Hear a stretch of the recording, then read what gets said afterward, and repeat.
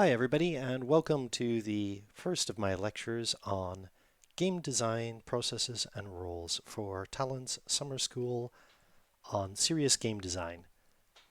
As ever, I am Peadar Callahan, and let's get into this.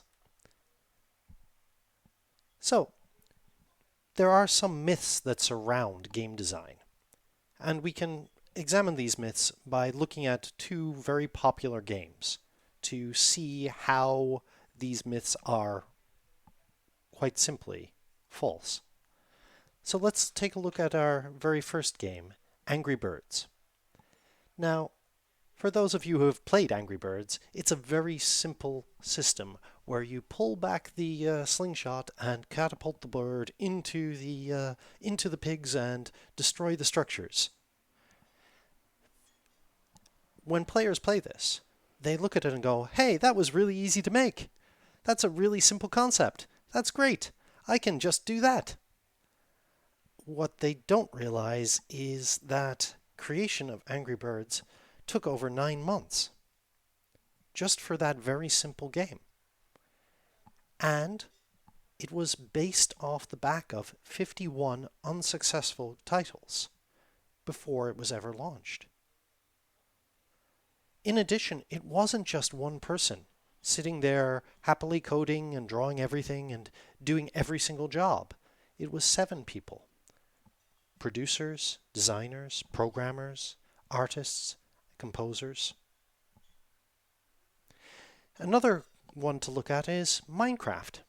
And there's a myth around Minecraft that it was created by one man. And while that's true, that was just the initial prototype.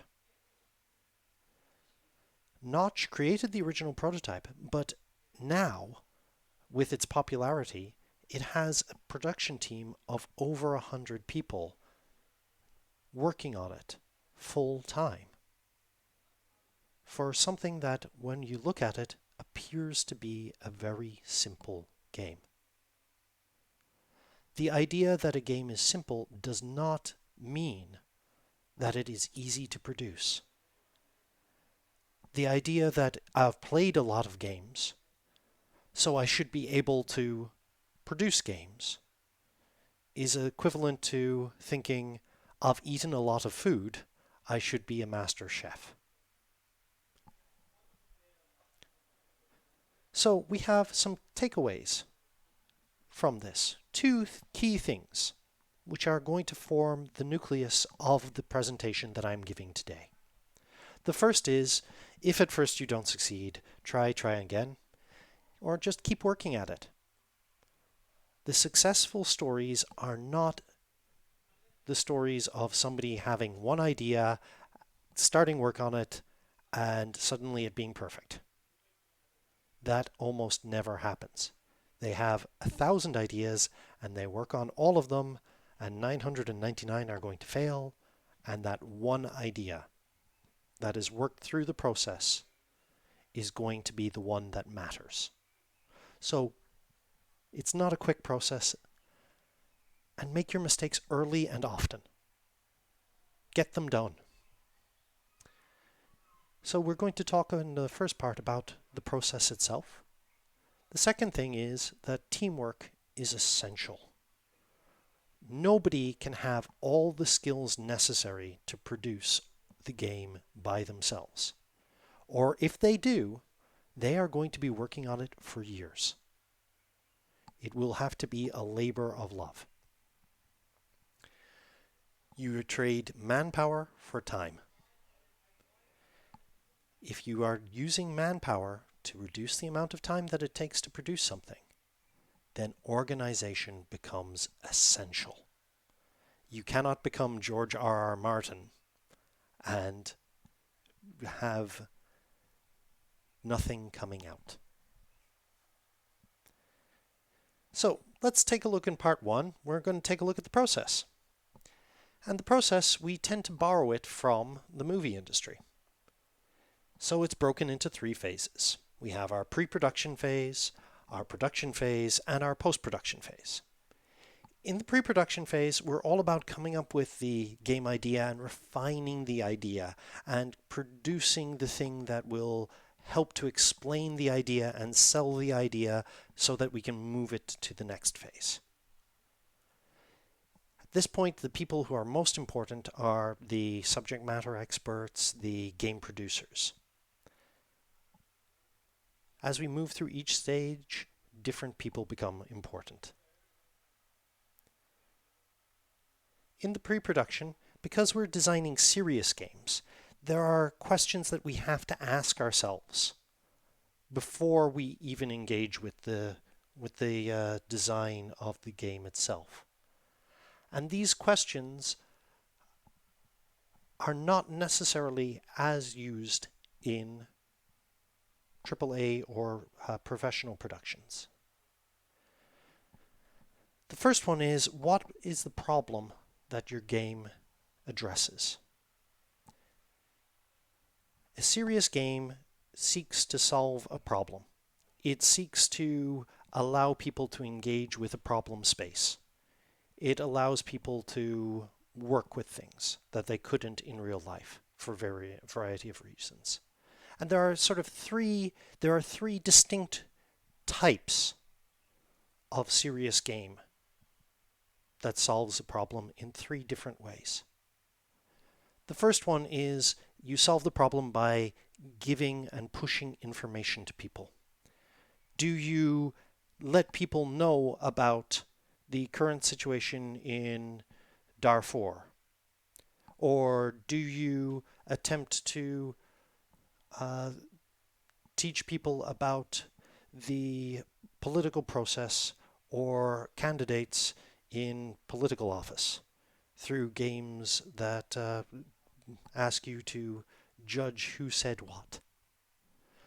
Another one is that you're trying to nudge a little bit of behavior change. You're trying to get people to do something or to change how they behave. So these would be examples like games like Remission, which pushes people to take their cancer medication by getting them to understand why it's important to take the medication at the appropriate times. Finally, we have serious games that are a form of an argument. Ian Bogost has an entire piece on procedural rhetoric and argumentation. It's a very good read, and I'd highly recommend it. But, of course, that would be for a later day. The next thing is we have to think about, where is the game going to be played? Where are the people going to be when they're going to be engaging with this? Because that is going to change the very fundamental nature of the game. If the game is going to be inside of a teaching environment, the game has to be limited in size and scope and the amount of time that the students are going to be playing with it. Because the teacher has other responsibilities. They have to take the register, they have to collect homework, they have to do this, they have to do that. So there's a limited time frame if it's going to be used inside of a class. Is it replacing the class? Is it a game? Are you planning to use this as a standalone teaching element? Or is this meant to be used as a supplementary?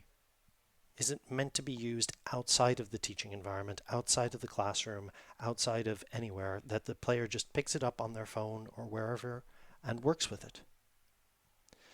Speaking of phones, that brings us to the next question, which is, how is the game going to be played? What platform are we going to be using?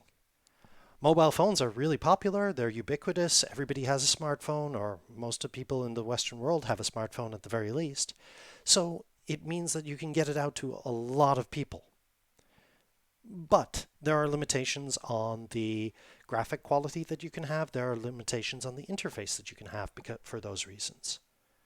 PC games are much more powerful, but again, there are limitations on this.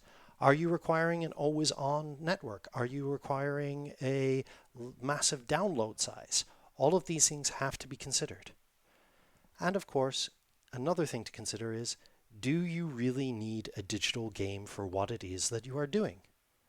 Would it in fact be better for you to build a board game or a card game that does the process in a shorter amount of time that the students can engage with in the classroom? Another thing about how the game is going to be played is the control system, the mechanics. And in my lecture tomorrow, we're going to be talking about mechanics and how mechanics fit together and how you can design mechanics. For serious games, we also must consider the stakeholders. For AAA games, there are two primary stakeholders. There's the company itself and the players. The company itself, their desire, their stake in this activity is to make money. EA, Blizzard, all of these people, they are mostly interested in making money. The players, on the other hand, are only interested in having a good experience and enjoying their time. So we have, in that case, two different stakeholders. However, when you're making a serious game, you have many more stakeholders. If you're making a game that is supposed to be deployed inside a classroom, you have the student, you have the teacher who is going to be engaging with the game, and you have the principal, vice principal, and school administration who decide whether or not the game is allowed to be brought into the school in the first place. If you are working with a governmental office to design a governmental serious game, you can have the governmental office having to be included into these discussions. And each stakeholder has a different vested interest. If you make a game that appeals beautifully to the teachers and the stakeholders of the principals, yes, you're going to get it into the schools, but if you don't make it appealing to the students, they are going to hate you and hate it, and it is not going to be effective. Which brings us to the final thing that we need to think about, which is, where is the fun coming from? Why would people engage with this game? In this day and age, people have the option to switch off stuff that they don't want to use. So you have to make sure that you are appealing to your first and most important stakeholder, the person who is using your product. With pre-production, we have some outcomes out of this. The first one is our short game design document. This can be anything from a paragraph to 1 to 2 pages. Normally it ends up being 1 to 2 pages because there is quite a lot of information that you want to put in there. It ranges from the basics of the features of the game to a persona of the student or the player, and all of the little details to help pitch the game. Because that's what it's doing. It's normally in pre-production, you have a lot of things in pre-production. It goes into the production meeting, and all the pre-production stuff gets presented, and people go, I like that one, I don't like that one, I like that one, I don't like that one, oh no, why?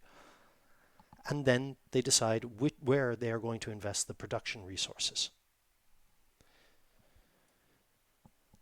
The other thing that you can have is what's called a proof of concept. And these are normally really short prototypes, either pen and paper or gray box prototypes, which just prove that the concept can work. They don't have to look pretty, they have to be playable. As somebody who is very vested into the mechanics of a game system, this is my mantra. It doesn't have to look pretty, it has to be playable. This is why I am not an artist. Of course, now we can move on to the production phase. And in production, we can summarize the production phase in a very simple phrase. Test early, test often, and update your stuff. You test, you build it, you test it. You correct the mistakes, you build a new one, you test it, you correct the mistakes. This is an iterative process, a process of going in a circle from build to test to correct to build to test to correct.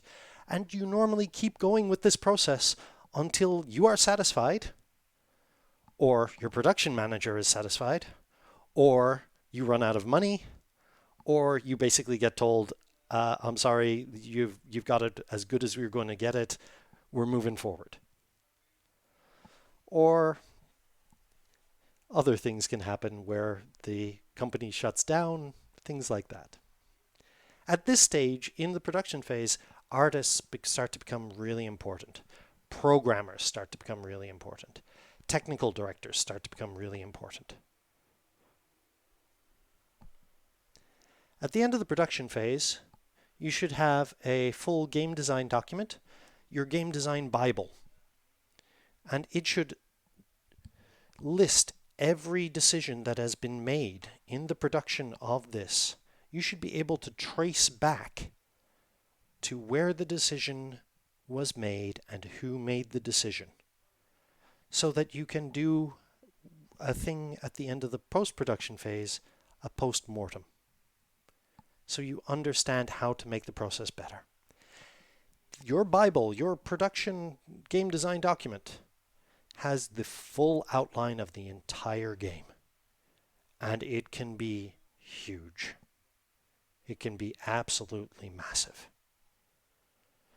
The other thing that you will have done a lot of and produced a lot of are prototypes. And prototypes can be level prototypes, mechanic prototypes, prototypes of art mock-ups, and environmental prototypes, anything that is being built specifically to test and then to move on. Test, build it, test it, move on. Build it, test it, move on. Anything that needs to be tested to see how it works together needs to be done during this phase.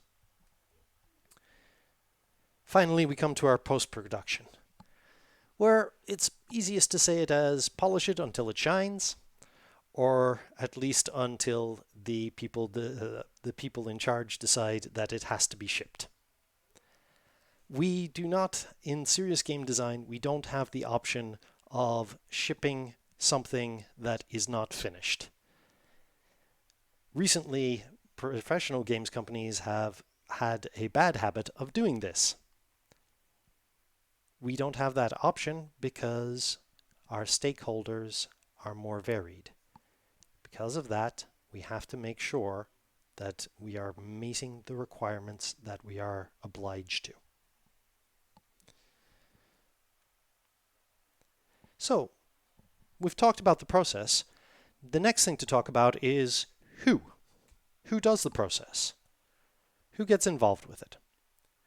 And there are lots of people,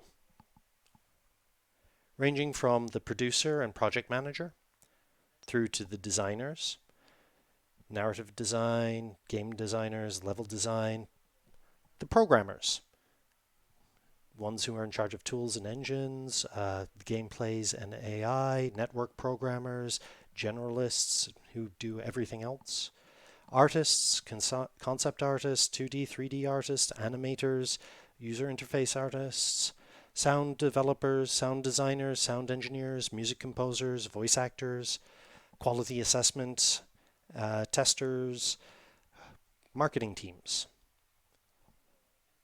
In a big professional studio, you will have this for pretty much all the groups. For a small project like we are engaging with, you'll have to do double duty on several things.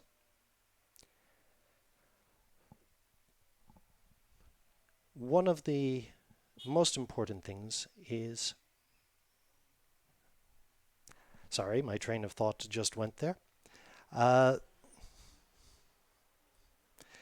Yes, one of the more important things in serious game design is the subject matter experts, SMEs. And subject matter experts are the people who know a lot about what it is that you're doing. So if you're trying to create a game about rockets and astrophysics, a subject matter expert would be somebody from NASA's Jet Propulsion Laboratory who can advise you and say, hey, gravity works like this or like this, and it does this. They make sure that the subject is being represented correctly. You are going to have to trim down some of the subjects, and you can't represent everything 100% correctly. But making sure that you aren't building errors into the system is the job of a subject matter expert. They also have another key role in that they increase the adaptability of the final product. The final product is more likely to be picked up and used if you can point to a world expert on the field and say, this person helped us to design this, and he or she stands by the creation of this product, and that it fits with what it is we're attempting to achieve. Project managers. That's another key group that are overlooked. In game design, everybody focuses on, oh, we need lots of programmers. So we're going to look at the three different groups that are equally important. The second of which is project managers. Nobody thinks they need a project manager until they've had to do a project that didn't get done. The project manager's main responsibility is to actually just keep everybody on track. They don't actually tend to do very much with the project itself.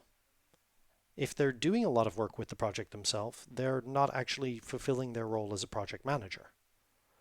Their job is to make sure that you understand what you need to do and when you need it to do it by. You understand when you need to do and what you need to do it by. And you're waiting for this person. Okay, let me chase them up to make sure that they get it on time. They also make sure that the documentation is up to date. Okay, so this is the decision, this is when the decision was made, this is how the decision was made, these are the decision points that are locked, these are the decision points that are still open for debate, here's the minutes of the meeting in which the decision was discussed. So that anybody can come in and fulfill the role of, if a person leaves the position or if the person moves to another area, the handoff documents are there for them. The project managers also handle budget concerns. And by this, I don't just mean the money, I mean the money and the time. The project manager is supposed to make sure that people aren't being loaded down or aren't being given too little work because of bottlenecks in the system.